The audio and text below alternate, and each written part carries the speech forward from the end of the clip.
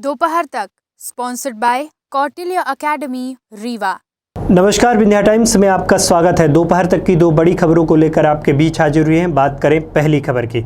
मध्य प्रदेश के गुना में बदमाशों काले हिरण को मार कर ले जा रहे बदमाशों ने पुलिस से हुई मुठभेड़ में 3 पुलिस वालों की जान चली गई।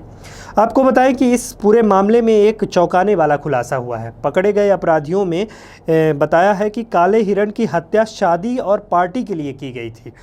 दरअसल एक बदमाश की बेटी की शादी थी। इसी शादी में मेहमानों को हिरण और मोर के मांस खिलाने की व्यवस्था करनी थी, जिसको लेकर उन्होंने काले हिरण का शिकार किया था और देर रात अरोन थाना इलाके में जंगल पर वो पहुंचे हुए थे, जहां पर पुलिस द्वारा उनके ऊपर फायरिंग की गई और इस मुठभेड़ में 3 पुलिस वालों की जान चली गई।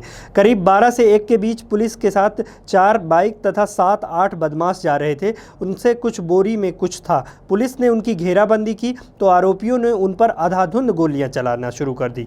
इस फायरिंग में एसआई राजकुमार जाटव, हवलदार संत राम मीना और आरक्षक नीरज भार्गव की मौत हो गई है, जिसको लेकर सरकार ने उनके परिजनों को 1 करोड़ रुपए राहत की भी बात कही है। इस घटना के बाद पुलिस ने आरोपियों को गांव के बिदोलिया में घेर लिया और पुलिस की टीम ने लगातार गांव और जंगल में सर्चिंग कर रही है। इस बीच आरोपी के घर में एक लाश मिली है। यह लाश एक शिकारी के छोटे भाई नौशाद की निकली हुई है। बात करें दूसरी बड़ी खबर की तो मध्य प्रदेश में 10 जून को होने वाले राज्यसभा चुनाव को लेकर कांग्रेस और भाजपा पूरी तरह तैयारी में जुट गई है। इसको लेकर नाम को लेकर कवायद शुरू हो गई है। 3 सीटों पर चुनाव होना है। आपको बताएं कि 2 सीटें जिनमें से भाजपा के हिस्से पर जा सकती हैं और 1 सीट कांग्रेस के हिस्से पर आएगी, जिसको लेकर भाजपा ने दोनों सीट पर नाम का अंतिम मोहर लगाने के लिए केंद्रीय नेतृत्व की बैठक दिल्ली में होगी। इसको लेकर वर्तमान में भाजपा में समीकरणों के हिसाब से एक केंद्रीय सीट नेतृत्व के हिस्से में जा सकती है, लेकिन प्रदेश संगठन ताकत में लगा है कि दोनों सीट प्रदेश में के पास हो। भाजपा संगठन ने राज्यसभा सीट के लिए चेहरों की तलाश शुरू कर दी है। केंद्रीय मंत्री पीयूष गोयल का नाम दावेदारों में सबसे मजबूत है। इससे पहले राज्यसभा की 3 सीटों पर केंद्रीय मंत्री भेजे गए हैं। प्रदेश संगठन का जोर है कि एक सीट दलित चेहरा और दूसरे में किसी सामान्य ओबीसी को भेजा जाएगा। कांग्रेस ने भी इसकी कवायद शुरू कर दी है। कांग्रेस द्वारा तनखा का नाम लगभग आगे माना जा रहा है।